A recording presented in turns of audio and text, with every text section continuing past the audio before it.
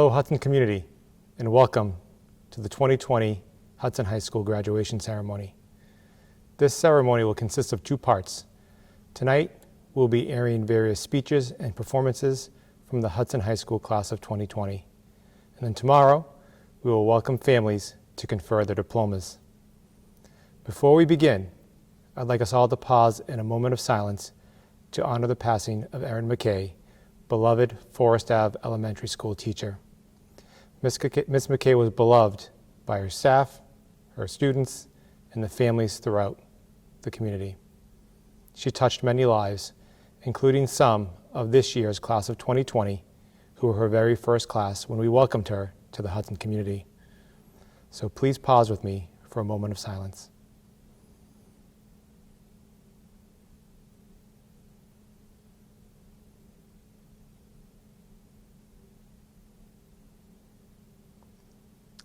Thank you, and now we'll continue with our program.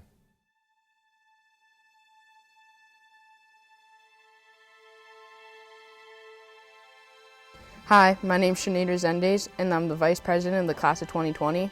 And now I'd like you to rise for our Pledge Allegiance. I pledge allegiance to the flag of the United States of America, and to this republic for which we stand, one nation, under God, indivisible, with liberty and justice for all. And now I'd like you to stay standing while our own Camerata group from Hudson High sings our national anthem.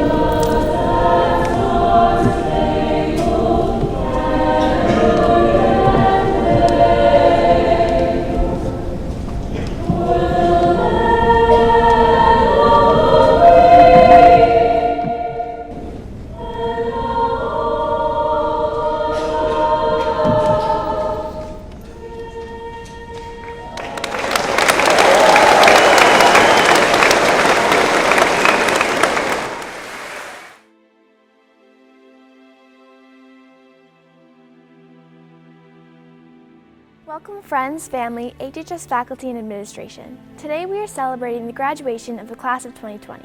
We're celebrating the huge accomplishment all of us have made. I'm Alex McDonald, and I've been proud to serve as a treasurer for our class this year. This fall, I will be attending Suffolk University and majoring in psychology.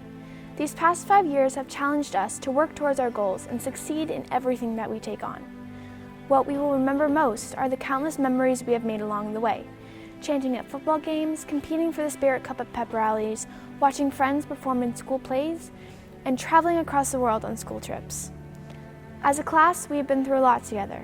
From our boat cruise in 8th grade to our senior breakfast in December, we have all made memories that will be with us forever. Today, we are celebrating us. Congratulations, class of 2020. Now I would like to introduce my fellow class officer, Brianna Cabral. Good evening, I am Brianna Cabral, and it has been my pleasure to serve as secretary for the class of 2020. This fall, I will be attending Emmanuel College while a major in nursing. I know most of us think our class was deprived of a lot of high school memories because of this pandemic, but in the end, we made it through and stayed positive. You are standing here today celebrating because you never gave up, even with every challenge that was thrown at you. We are the graduating class that has withstood a pandemic, and we could have not done it without the support from our teachers, friends, and of course our family.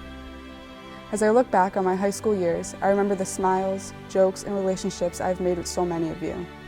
As most of these memories may fade as we continue to make new ones at college and in life, it is important to remember how we have grown as individuals, starting in high school as shy 8th graders and turning into role models for so many underclassmen. I am honored to call myself a Hawk and will take the lessons I have learned at Hudson High everywhere I go.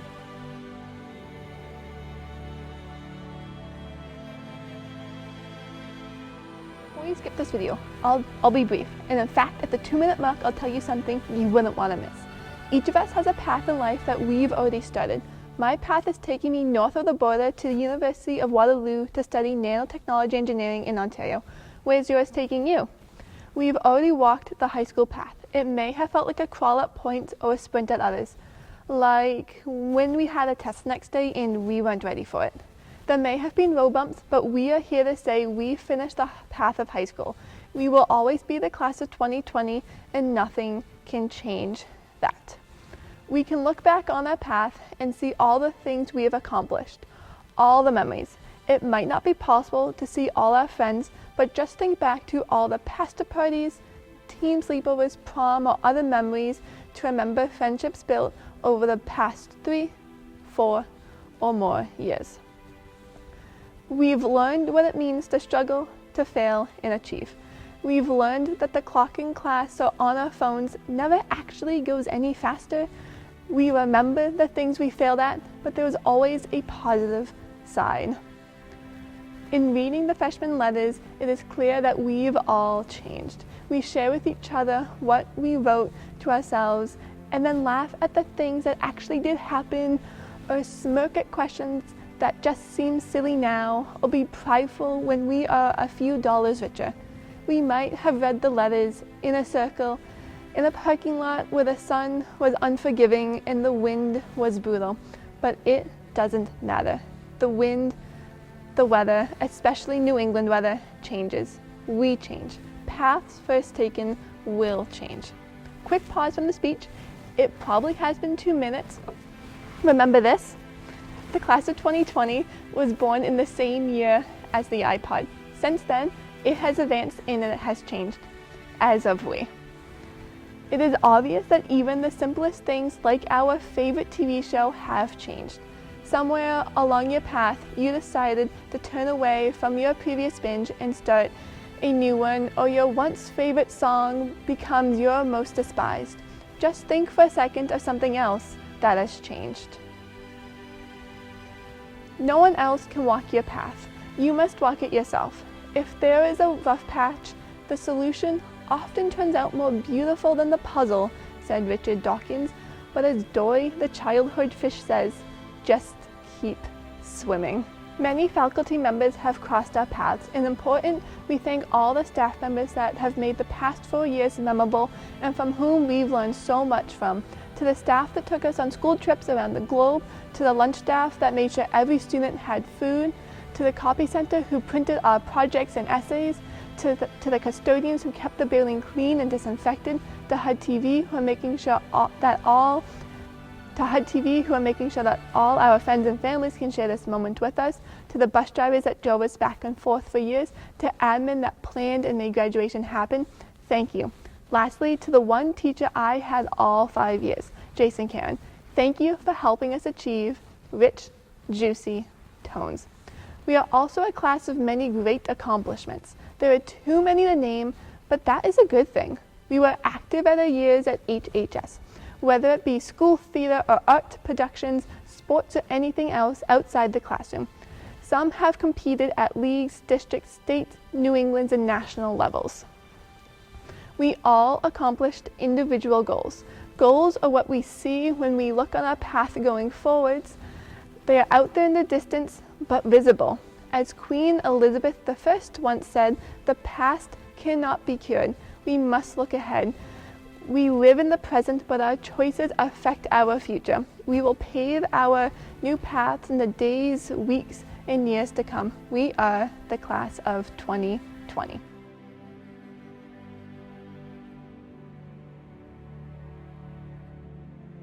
Greetings, Hudson School community and the graduating class of 2020. It feels so surreal recording this graduation speech, knowing that I should be in the presence of our graduates, families, friends, and staff. The writing of my remarks was also surreal, because among the typical words of encouragement, and best wishes for the graduates, I could not ignore the current events shaping our lives for the past few months. When we cheered the new year in, 2020 carried many symbolisms and strong expectations. 2020, the beginning of a new decade. 2020, the perfect vision. 2020, the year of presidential election, and of course, your graduation year. Suddenly, 2020 became memorable, not for the symbolisms and not for the strong expectations we had of a new year, but rather for hitting us hard with the flu season and then COVID-19 pandemic with quarantines and social distancing. This was certainly not what we had expected. The closure of schools in March, an unprecedented event never before experienced, transformed the way we see, think, perceive, and do our jobs. It significantly impacted teachers, students, parents, and the way we deliver and oversee education. All grade levels were impacted in some way. However, you, the graduating class of 2020, had to sustain many disappointing losses. You had to endure forfeiting events that you can only experience during senior year. However, the Hudson High community always rise when facing adversity. They have shown off their strength by focusing on the opportunities and not on the losses. They have shown off their creativity by cheering and lifting everyone's spirits during these challenging times. They have shown off their perseverance and resilience by demonstrating the multiple ways a lemonade can be made with the lemons at hand. I am a firm believer that everything that happens in our lives happens for a reason. Reason that may upset us, reason that makes us happy, reason that may make us angry, and reason that makes us hopeful. In time, we may or may not know the reason or reasons for it. I also believe that if we embrace these situations and work hard to make meaning of the present, then the future becomes more reachable and attainable. In the words of the singer and songwriter Leonard Cohen, there is a crack in everything. That's how the light gets in. I hope you can look at your recent experiences as having a crack in your senior year. A crack that, although unexpected and very disappointing, it allowed the light to get in. A light to ignite and inspire creativity, perseverance to make meaning of the unknown, and the resilience required to forge through and to get closer to what's next for you. The future isn't written, and is up to you to envision it and to shape it. The events that have been shaping the history of our nation in recent weeks is yet another reminder that a call to action is decades overdue. As you embark on the next chapter of your life, regardless of the road you're about to travel or your prospective destination, I ask that you stay true to your character and values. Let them be your compass. Allow your actions to speak loud with humble glimpses of your contributions. I also ask that you treat humanity as an essential commodity. If we are serious about envisioning a future of undivided respect, equality, and love for our fellow human beings, then we need to hold humanity to higher standards and to treat our brothers and sisters with kindness, compassion, and sympathy without prejudice. You are the future, and the future belongs to you. You are the generation to lead the transformation we desperately need to eradicate prejudice, bias, and racism. Dr. Martin Luther King Jr. once remarked, and I quote, "We have flown the air like birds and swum the sea like fishes, but we have yet to learn the simple act of walking the earth like brothers." Today, we officially send you off to the world, believing that we helped build your character and shape your values. If we did our jobs right, then you will be the promise for a better future. You will be the shining star and the compass to guide us to a future where humanity is at the center of our words and actions. I am proud of your accomplishments, of who you are, and what you represent. I wish you much happiness and success and hope that you lean on the Hudson School community to help you navigate your future endeavors. Congratulations and best wishes to all of you.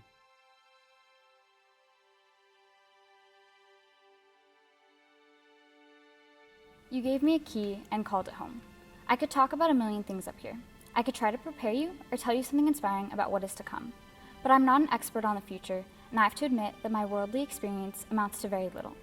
So I'm going to talk about what I do know. The quote, "You gave me a key and called it home," is from my favorite book series called The Foxhole Court. The story is complicated and not very relevant to what I'm trying to say, so I'll cut to the chase here. This quote is from the main character, a fugitive from his crime-lord father, when someone gives him a key to their house. What it means for him is that for the first time in years, he's going to stop running and get to appreciate the moment. So why do I think it's important to all of you? There's a bit of a stigma surrounding high school. In movies, adults loudly proclaim that they wouldn't return to high school for all the money in the world. People talk about the struggle of high school and the way that their lives started afterwards. And for all of us, it's easy to remember the hard days that we've had here.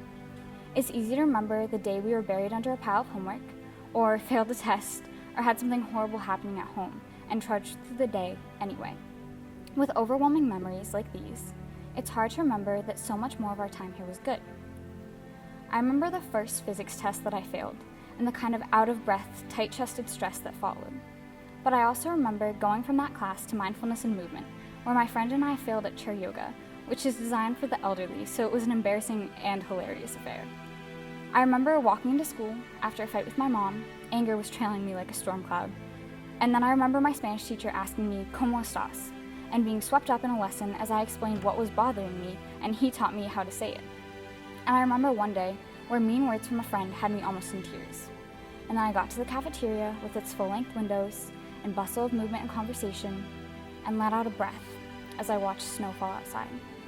I started off so afraid of this place. I transferred my freshman year from a Catholic school, and it was really different and really scary. So when I got to see falling snow out the window, or laughed as I sat on a chair and failed at a simple stretch, I held on to those moments. I relied on those moments to smile. But eventually, it wasn't necessary just to look at the small things, because someone gave me a key, and I started calling this place my home. For all of us, Hudson High became a home where we got to enjoy our adolescence and complain about the small things and learn from patient teachers and look forward to the future. So remember the good things. Remember the things and the people that made them happen. Remember the students that you laughed with and the teachers that taught you. We've missed out on a lot of things. But when I think about what I lament the most, it isn't a traditional graduation or our senior class trip or the ring breakfast that we somehow missed. The only thing that I regret is not knowing that our last day was our last day. I wanted to soak in the routine of walking down the school hallways for the last time and sitting down in systematic classes. I wanted to shout as we finished finals, to say goodbye to this place that has housed us for over 6 hours, 5 days a week, 9 months a year, for 4 or 5 years. To everyone, good luck in your future endeavors, and please don't forget the past that's made them possible. Because this school was not a waiting room between now and the rest of our lives. It was the place where we grew, where we laughed and we cried, and most importantly, we learned.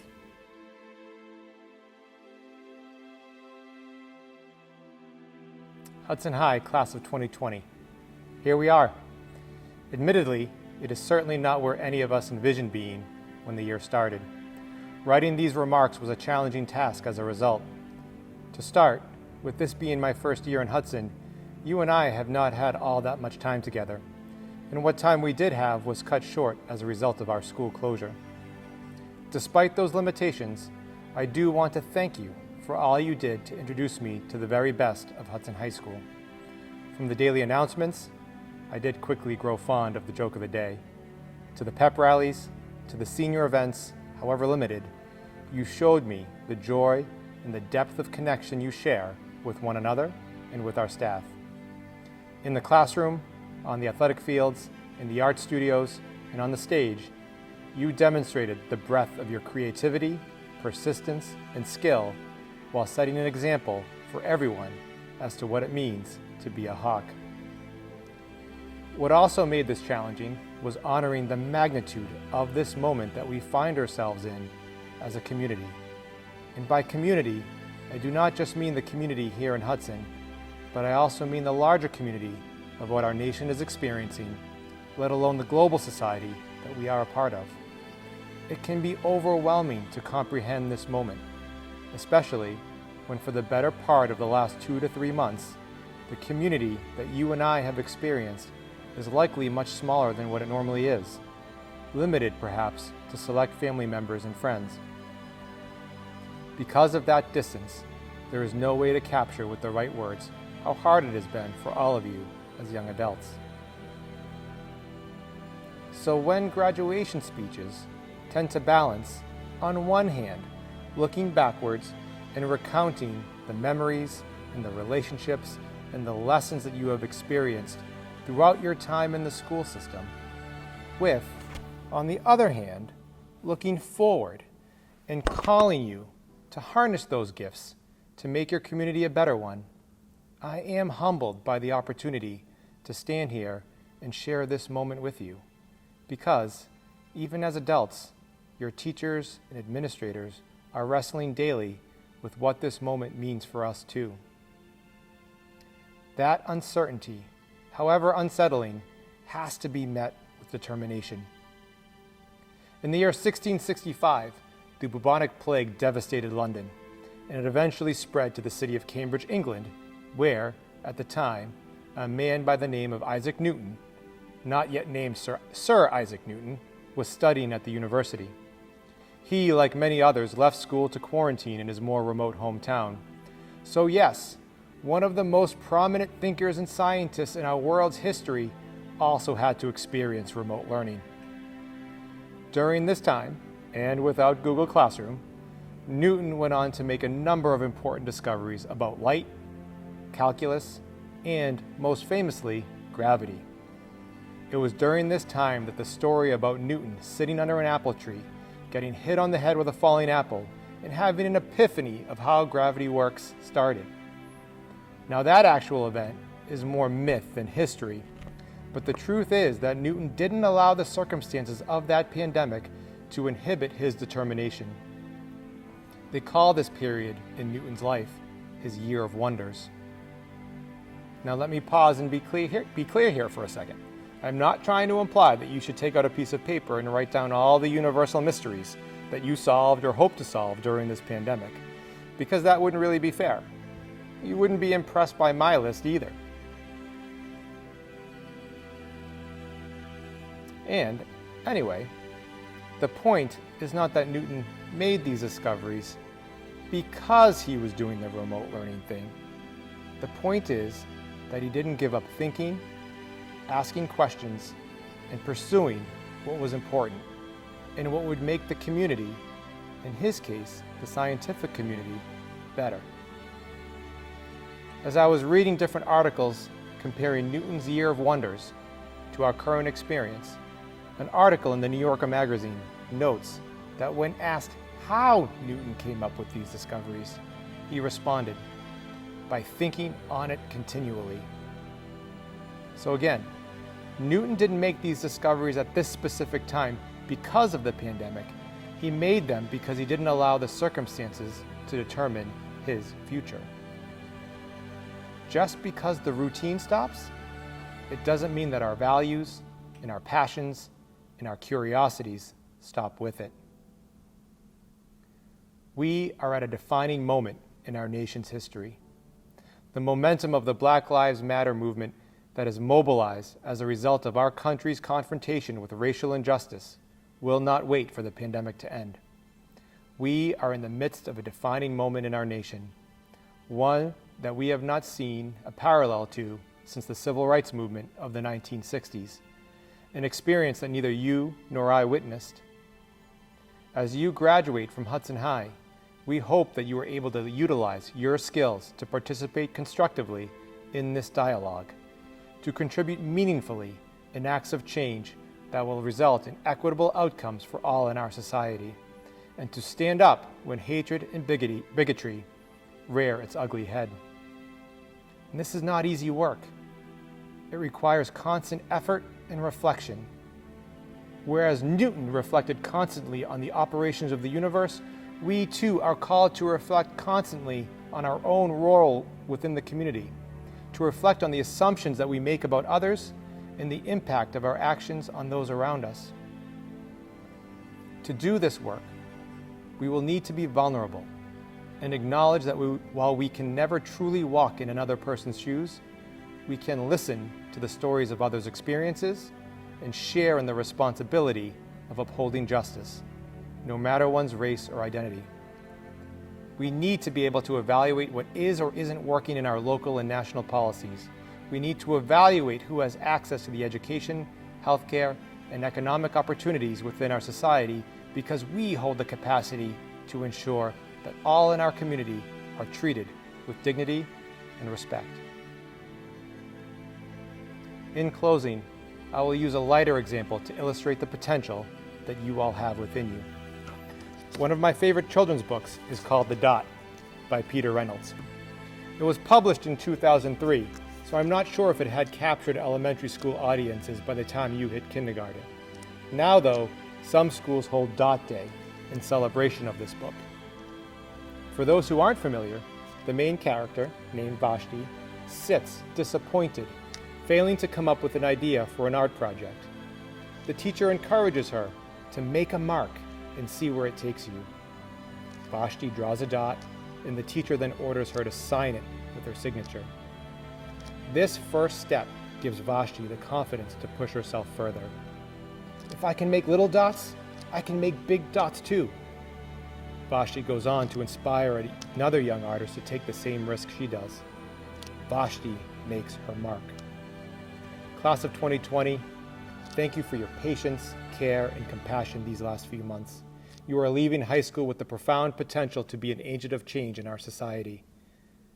2020 should not be a year to look back on and think about what was lost. 2020 should be the start of our year of wonder, the year where together we started to make our mark.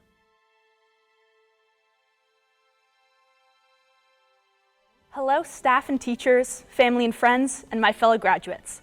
My name is Julieta Samao, and in the fall I'll be attending Brown University to major in Portuguese and Brazilian studies. It has truly been a pleasure to serve as your class treasurer for the past 3 years. And I'm here to say that we are approaching the end of our unconventional graduation. But before we say goodbye, I would like to leave you with a few words and reflections. Of course, I'm biased, but our classes always seem to have this exceptional, unique drive. It's wonderful to be able to reflect on the important force we've had in our school community. Name any interest, from sports, school spirit, the arts, STEM, volunteering, academics, to everything in between. And you can bet there is a class of 2020 member active there. We're often told that we become role models for the school once we're upperclassmen, but I feel that we were leaders in the school long before we became seniors. And our world needs our class's drive and leadership. I won't mince words. We are entering the world in a very strange and precarious time. From the COVID-19 pandemic to the widespread protests over police brutality, it seems that 2020 has turned the world upside down. But I'm confident we'll be the ones to turn it right side up again. Now, more than ever, the world needs new leaders, people who are ready to make progress. This can be an intimidating prospect, but it can also be invigorating. I've spent the last 12 years growing up with all of you, and I've personally witnessed the amazing potential each and every one of you have. Of course, this doesn't mean all of us will become activists or politicians or CEOs, but I know that we will all make the world a better place through our actions, no matter what path will lead us there. Now, when COVID-19 tries to put a damper on our senior year and threatens our public health, we respond by taking proper safety precautions while still staying connected. And when racial inequality continues to pervade our nation, we will fight with solidarity, calls for justice, and anti-racist action. We have faced many challenges before this, and we'll face many more to come. But whatever does come next, we will not sit idly by. That's just not who our class is. We will always, no matter how big or how small, take action to do the right thing. With that, I will pass the stage over to Ian Vickery, your class president, to close our graduation celebration. Congratulations, class of 2020. Get out there and make the world a better place. I know you can. Good afternoon to all the friends, family, faculty, and especially the graduates of 2020. My name is Ian Vickery, Senior Class President. I will be attending UMass Amherst next year for biomedical engineering. It pains me to have to make this speech virtually today. It pains me even more that I'm not surrounded by all of you, all 180 of your glowing and friendly faces. I never thought I'd be wishing to myself that I could have just one more day of school.